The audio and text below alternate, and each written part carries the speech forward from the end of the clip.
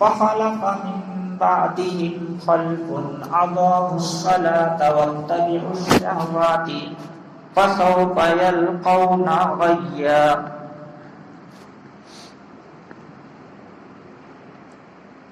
وقال رسول الله صلى الله عليه وسلم الصلاة مفتاح الجنة.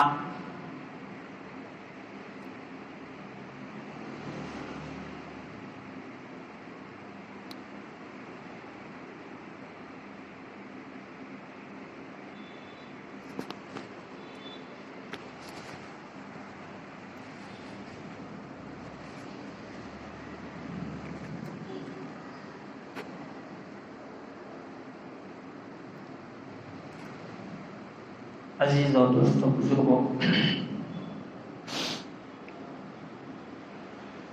اللہ تبارک و تعالیٰ نے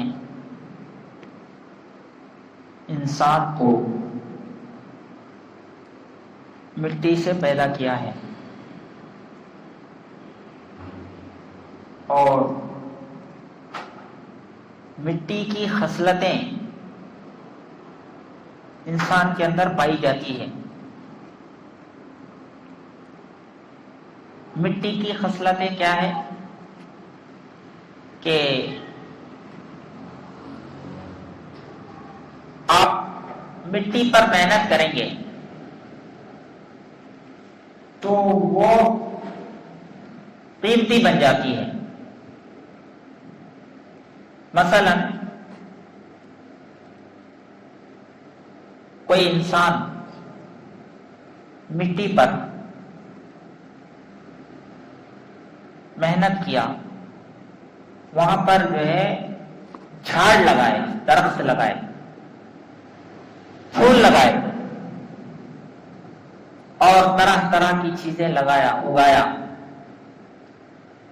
تو وہ پلیس جو ہے، وہ جگہ بہت ہی خوشنما معلوم ہوتی ہے، بہت اچھا دکھتا ہے دیکھنے والے کو، کیونکہ ہرا بھرا ہے، ہریالی ہے، پورا گرین دکھتا ہے اور اس میں پھول کلر کے دکھ رہے ہیں اور درخت الگ الگ قسم کے وہاں دکھ رہے ہیں. تو وہ منظر دیکھنے والے کو بہت اچھا خوشنما دکھتا ہے، بہت اچھا معلوم ہوتا ہے. کیوں؟ وہاں پر محنت ہوئی، اس پر محنت ہوئی. تو بنگلور کو بھی گرین سٹی کہا جاتا ہے. بنگلور کو باہر کے لوگ کیا بولتے ہیں؟ گرین سٹی، ہرا بھرا شہر، کیونکہ یہاں درخت زیادہ ہوتے ہیں. آپ کو اتنے درخت جو ہے کسی سٹی میں نہیں ملیں گے.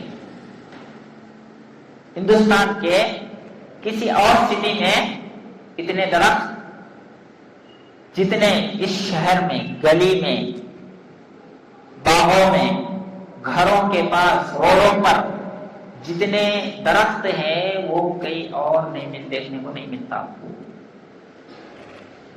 تو دیکھو، صرف درختوں کی زیادتی کی وجہ سے شہر کا نام ہی بدل گیا، اس کو ایک جو ہے الگ لقب مل گیا، گرین سٹی، ہرا بھرا شہر.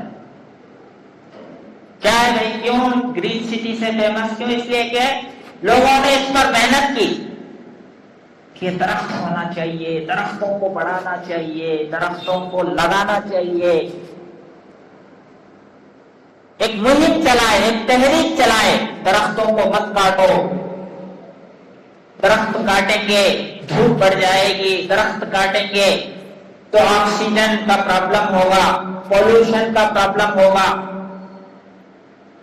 پولوشن بڑھ جائے گی، انسانوں کی طبیعتیں خراب ہو جائیں گی. پولوشن بڑھنے سے طرح طرح کے پرابلمس کریٹ ہو جاتے، پیدا ہو جاتے. تو ایک محنت کیے تو اس کا پھل ایسا دکھ رہا ہے. تو یہی حالت ہے کہ مٹی پر محنت کی جاتی ہے تو وہ باغ بنتا ہے، وہ گارڈن بنتا ہے، اور اسی مٹی پر یعنی خالی زمین پر انسان محنت کرتا ہے، زراعت کرتا ہے، کھیتی باڑی کرتا ہے، فارمرنگ کرتا ہے، تو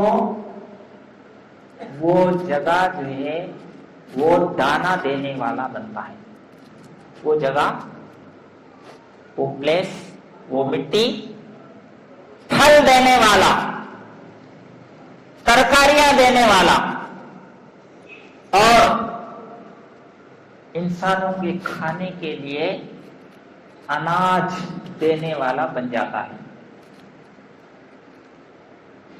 یعنی وہ مٹی قیمتی ہو گئی، وہ زمین ویلیو اس کا بڑھ گیا، کیوں؟ محنت ہوئی اس کے اوپر۔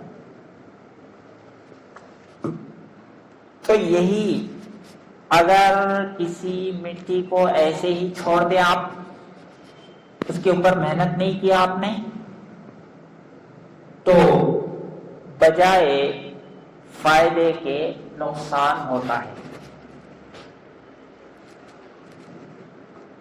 کہ وہاں پر کانٹے دار درخت اگتے ہیں، وہاں پر بچھو سانپ پیدا ہوتے ہیں،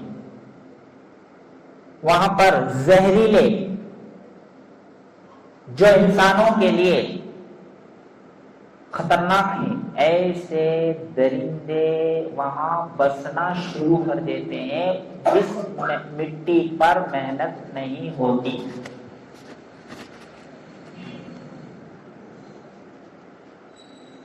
تو مٹی کی خاصیت ہے، اس کے اوپر محنت ہوئی تو وہ قیمتی بنتی۔ آپ اسی مٹی کے اوپر فیکٹری لگا دیے، کارخانہ لگا دیے، بہت بڑا اسکول کھول دیے، تو وہ مٹی کا ویلیو بڑھ گیا۔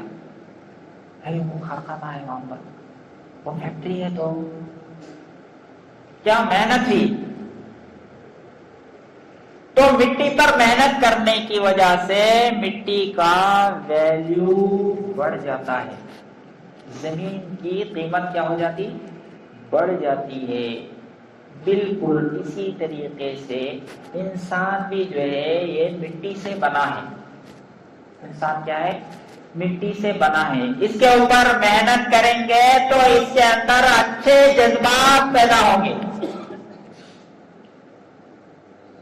انسان پر، کیونکہ مٹی سے بنا ہے۔ مٹی پر محنت ہوئی تو گارڈن وجود میں آیا، مٹی پر محنت ہوئی تو کھیتی وجود میں آیا، مٹی پر محنت ہوئی تو کارخانہ وجود میں آیا، مٹی پر محنت ہوئی، کسی نے جو ہے لوہا نکالنا چاہا، لوہے کا کارخانہ بن گیا۔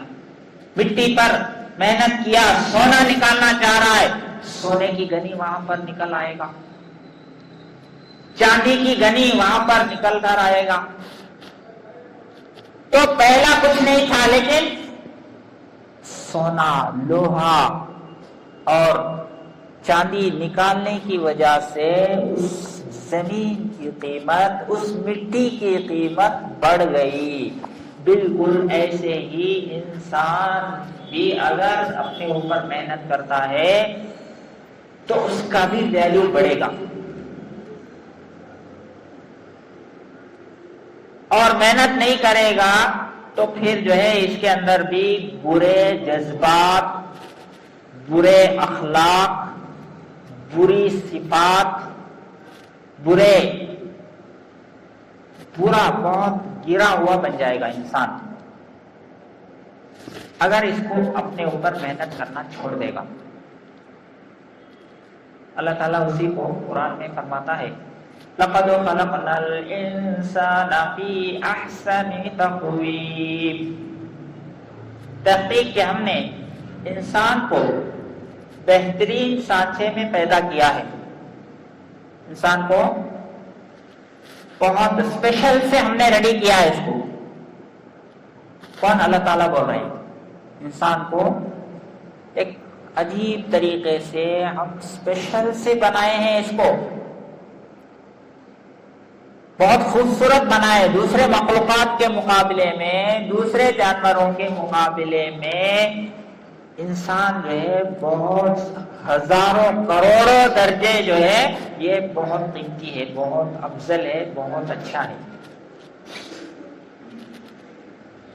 پھر اللہ تعالیٰ ثم رددناہ اسفل سافلین، پھر ہم جو ہے اس کو بہت ہی ذلیل سے ذلیل تر کر دیتے ہیں، یعنی بہت ہی نیچے گرا دیتے ہیں، یعنی اتنا انسان گر جاتا ہے کہ وہ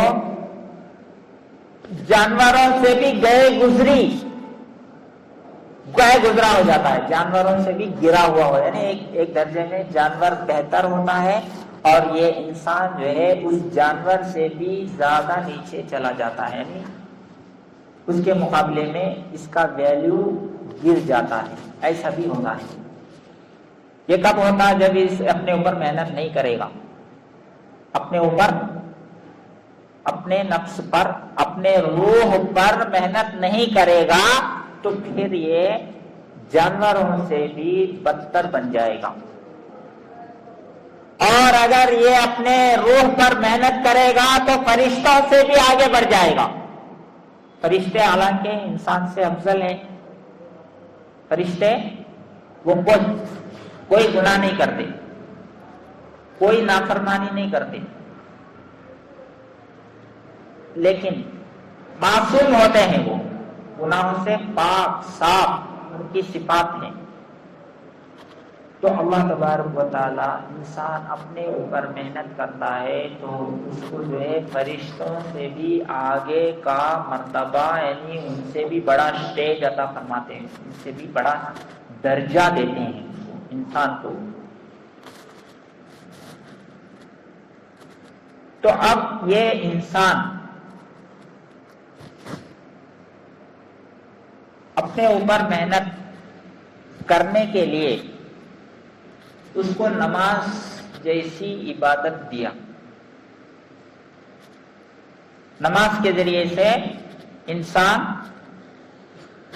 بنتا ہے، نماز کے ذریعے سے انسان فرشتوں سے بھی افضل ہو جاتا ہے، نماز کے ذریعے سے انسان اللہ کا قریب ہوتا ہے۔ اسی لیے اللہ تعالیٰ نے نماز دیا ہے۔ اللہ تبارک و تعالی قرآن پاک میں جیسا کہ میں آیت پڑھا، فَخَلَقَ مِن بَعْدِهِمْ خَلْفٌ أَضَاعُوا الصَّلَاةَ وَاتَّبَعُوا الشَّهَوَاتِ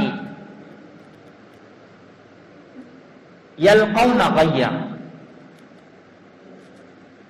یعنی پچھلے لوگوں کی اللہ تبارک و تعالی واقعہ بیان کر رہے ہیں، پچھلے لوگوں کی حالت کو بیان کر رہے ہیں کہ ان کے پیغمبر آئے اور پیغمبر آ کر کے ان کو جو ہے اچھی اچھی چیزیں سکھا کے گئے کہ تمہیں جو ہے ایسا زندگی گزارو تو تم اللہ کے نزدیک بھی کامیاب ہو جاؤ گے اور تمہاری دنیا کی زندگی بھی اچھی گزرے گی اور آخرت کی زندگی بھی تمہاری بنے گی اور قبر میں بھی تمہارے ساتھ اچھا سلوک کیا جائے گا۔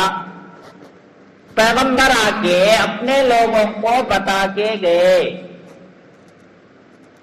تو اس کے بعد پیغمبر کا جب تک دور تھا وہ لوگ صحیح تھے، نماز پڑھتے تھے، جیسے پیغمبر بتائے ویسے جو ہے چلتے تھے۔ بعد میں پیغمبر چلے جانے کے بعد ان لوگوں نے کیا کیا اللہ تعالیٰ اس کو بیان کر رہے ہیں۔ فَخَلَقَ مِن بَعْدِهِمْ خَلْفٌ أَضَاعُوا الصَّلَاةَ وَاتَّبَعُوا الشَّهَوَاتِ فَسَوْفَ يَلْقَوْنَ غَيًّا۔ ان پیغمبروں کے چلے جانے کے بعد کچھ لوگ ایسے پیدا ہوئے کہ جنہوں نے نماز ترک کی، پہلا کام کیا کیا انہوں نے؟ نماز چھوڑ دیا۔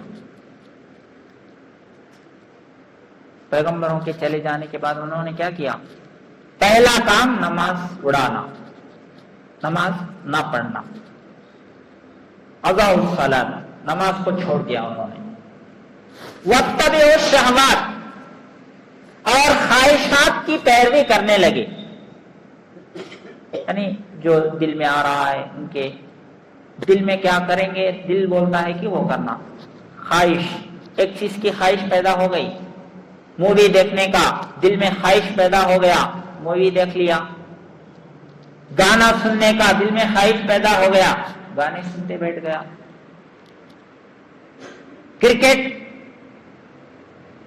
دیکھنے کا دل میں خواہش پیدا ہوا، اب نمازیں چھوڑ کر کے اب پورا جو ہے اسی میں لگا ہوا ہے، کام کو چھوڑ کر کے اپنی ذمہ داریوں کو چھوڑ کر کے اسی میں لگا ہوا ہے، خواہش۔ تو واتبعوا الشہوات، اور خواہشات کی اتباع کرنے لگے، منمانی کرنے لگے، ان کی مرضی آئے جیسا جینے لگے پیغمبر چلے جانے کے بعد۔ تو دیکھو اس میں آیت میں یہ معلوم ہو رہا ہے کہ آدمی نماز چھوڑے تو اب یہ خواہشات آ جاتے آٹومیٹک۔ نماز پڑھنے والا خواہشات کو دبا سکتا ہے، اس آیت سے معلوم ہو رہا ہے۔ نماز چھوڑنے والا اب جو ہے وہ فریڈم ہو جاتا ہے، فری ہو جاتا ہے، مجھے کوئی جو ہے پوچھنے والا نہیں۔ اب خواہشات ایک کے بعد ایک، ایک کے بعد ایک کیا کرے گا، پورا کرتے جائے گا۔ واتبعوا الشہوات، شہوتوں کی انہوں نے پیروی کی، خواہشات کی پیروی کی۔ تو پہلے نماز چھوڑے، اس کے بعد جو ہے خواہشات کی پیروی میں لگ گئے۔ تو نماز چھوڑیں گے تو خواہشات میں لگ جائیں گے۔ خواہشات سے بچنا چاہتے ہو تو پھر نماز کا اہتمام کرو۔ تو نماز کی ایک خاصیت ہے، ان الصلاۃ تنہی عن الفحشاء والمنکر، بے شک نماز بے حیائی اور برائی سے انسان کو روکتی ہے۔ یہ نماز کی خاصیت بتائی گئی ہے کہ انسان کو خواہشات سے روکنے والی ہے، حرام کاموں سے روکنے والی ہے۔ اچھا، اب یہ ان کا انجام کیا بول رہے ہیں اللہ تعالیٰ؟ جو لوگ نماز چھوڑے اور خواہشات کی پیروی کرنے لگے، ان کا انجام کیا ہے آخرت میں؟ فَسَوْفَ يَلْقَوْنَ غَيًّا، یہ لوگ جو ہے غیّا میں داخل ہوں گے، غیّا میں ملاقات ہوگی ان کی۔ یہ غیّا کیا ہے؟ غیّا جو ہے جہنم میں ایک پلیس ہے، ایک جگہ ہے، وہ اتنا ڈینجر پلیس ہے، خود جہنم اس پلیس سے پناہ مانگتا تھا۔ خود جہنم دوزخ کیا کرتا؟ اس پلیس سے پناہ مانگتا، ایسا ڈینجر جگہ ہے وہ ڈینجر جگہ اس لیے ہے کہ اس کے اندر ایک کنواں ہے۔ کیا ہے؟ باڈی ہے، کنواں ہے۔ جہنم جب جو ہے جل جل کے ٹھنڈا ہو جائے، جہنم جب ٹھنڈا ہو جاتا ہے جل جل کر، تو اس کنویں کو اللہ تعالیٰ اوپن کر دیتے ہیں۔ اس کنویں کا نام ہے ہب۔ اب جو ہے پھر ہیٹ کرنا نہ، اس کو جہنم کو پھر ہیٹ کرنا ہے، کول ہو رہا ہے تو جل جل کے اسے ہیٹ کرنا ہے۔ ہیٹ کرنے کے لیے وہ کنواں کھولتے کرتے، ہب نام کی کنواں، اور وہ گیا میں ہے۔ تو جو لوگ نماز نہیں پڑھتے اور خواہشات کی اتباع کرتے ہیں تو اللہ تعالیٰ فرماتے ہیں ایسے لوگ اس اسپیشل جہنم کے پلیس میں ان کو ڈالا جائے گا۔ کیا ہم تیار ہیں اس میں جانے کے لیے؟ ہم تو جو ہے معمولی سیک گرمی 55 ادھر چل رہا، 50 جو ہے دلی کی طرف، 50 ادھر زیادہ ہے، ابھی گرمی جو ہے فل ہے۔ اللہ تعالیٰ نے ادھر جو ہے ماحول کو ٹھنڈا کر دیا، یہاں بھی جو ہے 38 39 تک چلے گیا۔ گرمی لوگوں کو برداشت نہیں ہوئی رمضان کے بعد، لیکن اللہ تعالیٰ نے رحم فرمایا، اب ڈیلی بارش ہو رہی ہے۔ تو ہم جو ہے معمولی گرمی کو برداشت نہیں کر سکتے، کیا نماز چھوڑنے کی وجہ سے اس میں جانے کے لیے تیار ہے؟ کیا ہم گوارا کریں گے اس میں جانے کے لیے؟ کلما خبت، زدناہم سعیرا، اللہ تعالیٰ فرماتے ہیں کہ جہنم کی آگ جب کم ہو جاتی ہے تو پھر ہم اس کو بڑھاتے ہیں، اس کو جو ہے اور زیادہ کرتے ہیں، اس کو اوور ہیٹ کرتے ہیں تاکہ جو ہے مجرموں کو اچھی طرح سزا ملے۔ تو اس میں کون جائیں گے؟ جو نماز نہیں پڑھتے انہوں جاتے۔ تو اس لیے کیا ہے، نماز کا اہتمام ضروری ہے، صرف جمعے کا نہیں، 5 وقتہ نماز۔ تو میں کہہ رہا تھا کہ کیا ہے، انسان کو اللہ تعالیٰ نے مٹی سے پیدا کیا ہے، تو یہ باڈی جو ہے، انسان کا جو جسم ہے وہ 2 چیزوں سے بنا ہے۔